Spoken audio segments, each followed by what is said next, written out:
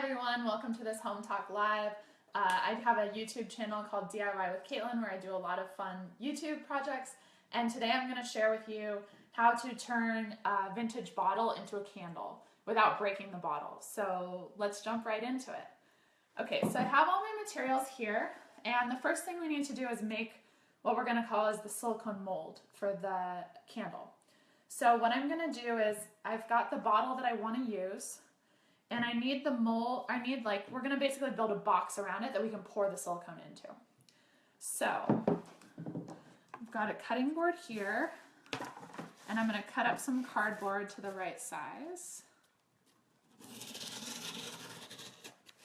Having an X-Acto blade definitely comes in handy when you're doing stuff like this. When you're creating this box, you basically want about a ½ inch on either side of your object. And so the thing about pouring a silicone mold is that silicone tends to be kind of pricey. So you don't want to make the box any wider than it needs to be, because then you're using extra silicone, which is expensive. But if you make the silicone box too narrow, then your mold is likely to warp or break or something like that. So try to make it around a ½ inch of a box around your object. Okay, so I'm just about, since this is a circular bottle, I'm basically just making all four sides the same width here. And the height difference doesn't really matter, as long as it's taller than your object, that's fine. So now I'm going to take some duct tape and I'm just going to tape together this box. Alright, so I'm just going to tape up this box like this, guys. See how that works like this? And we're going to just build it on four sides. So you can see now we've got it matched up on four sides. I just need to glue or tape this side together. And like I was saying earlier, the most expensive part of this project is the silicone. So when you're making this box, you want to try to make it about a ½ inch bigger than your object and no more, because silicone can be kind of pricey. So this is the silicone that I bought for today's project, which should be more enough to make this candle no problem. And this is around 40 bucks, 30 or 40 bucks. You can get it on Amazon.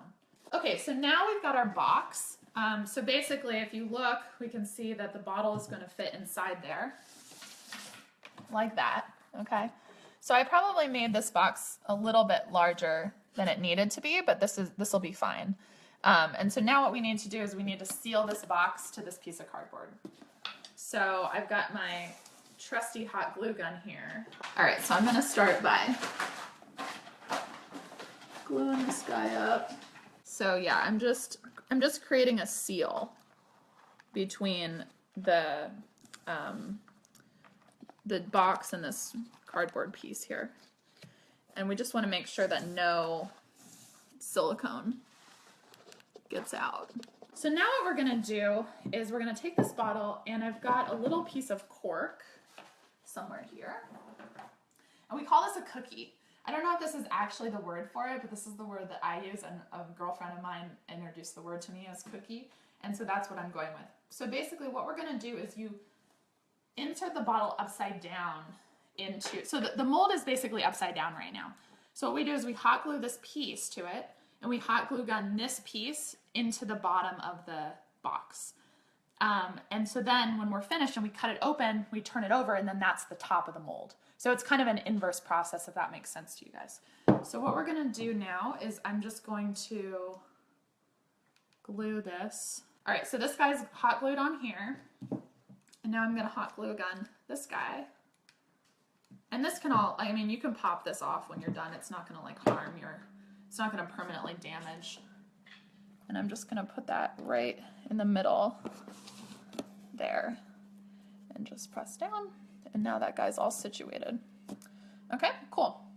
Oh, here's one thing I've never done before, but I'm going to recommend doing for this video, is that one of the difficult things about doing this, and actually I got this question on my YouTube channel, DIY with Caitlin, was how do you wick it when you're done? How do you know where the center of the mold is? Which is a really great question. So what I'm going to do this time, which I've never done before, so I'm not 100% sure that this is going to work, but it makes sense to me, is that I'm actually going to hot glue gun a couple of toothpicks to the bottom center of the mold. And so then what that does is then the mold will be created around it, but it's going to leave a little space that we could hopefully thread a wick through. And then I'll at least know where the center of the bottom of the mold is. I'm just going to hot glue gun these little guys. Oops, I don't need that much hot glue. I went a little overboard there. And I'm just going to glue these guys to the bottom. Okay, so now it's time to mix some silicone. So the thing about mixing silicone is that it's really quite easy to do. It's equal parts, at least for this one, it's equal parts A and B. So what I'm gonna do is literally just, I mean, this is kind of like a weirdly satisfying thing to pour. So, come on, buddy. We'll get all this pink stuff out. This blue one's moving kind of slowly, but we'll get it out too. Okay, so what I'm doing right now is you can see I'm just mixing up this silicone, and when it's totally mixed and ready, it'll be like a purple color. Okay, so one thing you want to do is you kind of want to pour the silicone at an angle because you want to avoid bubbles. So I'm going to kind of coat the bottle there. So it looks like I needed to probably buy 2 containers of silicone for this project, and I only purchased 1. So that's not a big deal. This has happened to me before, where I underestimated how much I would need. So this will end up curing overnight, and then I'll just get more silicone and mix the whole thing again and just pour on top of that, and that's not a big deal. So then after I pour that, I'm gonna want to kind of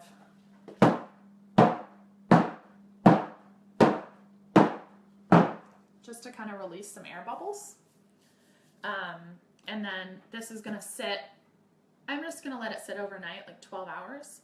And then the next day I'd be able to cut into it. All right, so I'm going to put this aside. So here's an example. Here's another, this is a mold I did earlier. And instead of doing like a square box, you could also do it circular. It's a little bit kind of harder to like line it up and get it to work, but it's a way to use less silicone. So that's another option. So this is what it'll look like the next day. So this is blue, but that one's purple. It's the same. But this is basically, you take it out of the cardboard. This is what it looks like. So here's kind of the tricky part that I want to make sure that everyone understands well. So if you have any questions, please let me know. All right, so right now the bottle is still in here. Now I already cut through this because this is kind of a challenging step and I was nervous about doing it live in front of you guys. But I'm going to show you how you do this. So you don't want to just slice down the side and have like a clean open cut on the side because there's a greater chance that like hot wax could leak out. So what you want to do is you actually want to cut in a zigzag pattern, but going down. So how you would start it is you just go like a little bit at the top and zigzag, and then go a little bit deeper, and then you'll start to pull this away, and then go deeper and cut into it, and then go deeper and cut into it. So it's like you're just going like this all the way down. So it's not a zigzag this way. Okay, if that makes sense, it's a zigzag this way. Has everyone got that? So now what we're gonna do, so I've already done that step. And now what I'm gonna do is I'm gonna open up this mold and you'll see that I've got this bottle inside. So this is like an old vintage bottle that we did. So rad. So there's the bottle. And now we're ready to take this mold and make candles with it.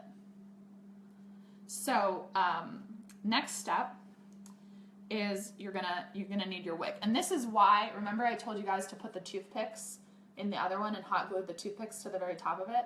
This is why, because now how are you supposed to know where the center of this mold is? You know, it's hard to like line it up perfectly because you can't really look down and say, oh, that's the center. And so you kind of have to just eyeball it. But with the toothpick thing that we're going to experiment with, I think that that's going to help us center the wick a little bit better than this method. So we're continually improving our process. Okay, so I'm going to open this guy up and I'm going to put the wick in there, okay? And then what I'm going to do, so right now I've got this guy at the end. You know, I don't want that. So I'm just going to cut this guy off. And then I'm going to duct tape the bottom Okay, so we're gonna move into the kitchen and I'm gonna show you guys how to do the wax portion of the candles. So let's do that. So I've put some wax in here. So the kind of wax that I'm using is called paraffin wax. So what I'm gonna do is actually just put some heavy duty rubber bands. You wanna put your heavy duty rubber bands at the top and the bottom, and then kind of like a lighter weight rubber band in the middle, because if you have too heavy of a rubber band, it can actually like warp the mold a little bit. This is a pretty heavy duty mold, so I'm not terribly worried about that happening. But like these little guys, I'll put in the middle, and like kind of the heavier ones are at the bottom.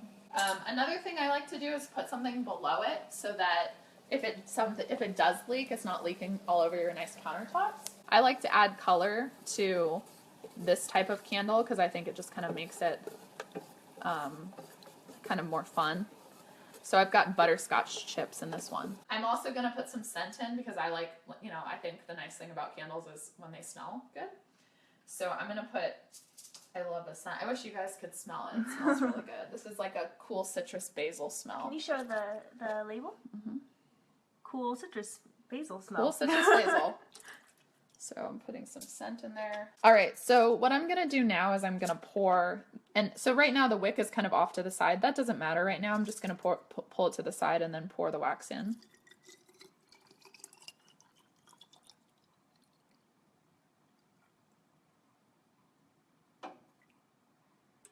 Okay. So one thing that I like to make sure that I always do is keep a little extra wax that's ready.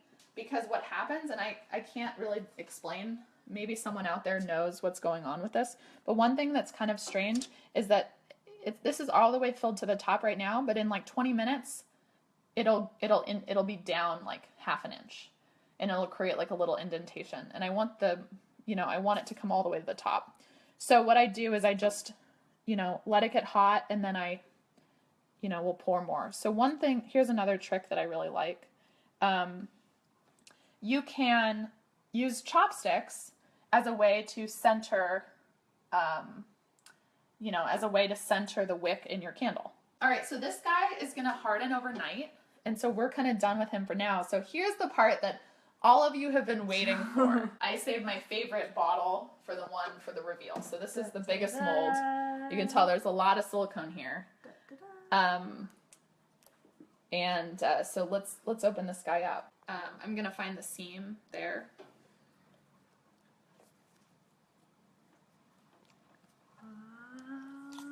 And now I feel like, where's the drum roll? Do we need a drum roll? How rad! Pretty cool, right? So we can just cut the bottom off there of the wick. You can do them all different colors. Here's the little guy that we just made, guys. There's one of him. So that's the cool thing. I mean, you can do them in all different colors. You can have a bunch of different size bottles. And then the thing is too, this mold that I used here, this is reusable.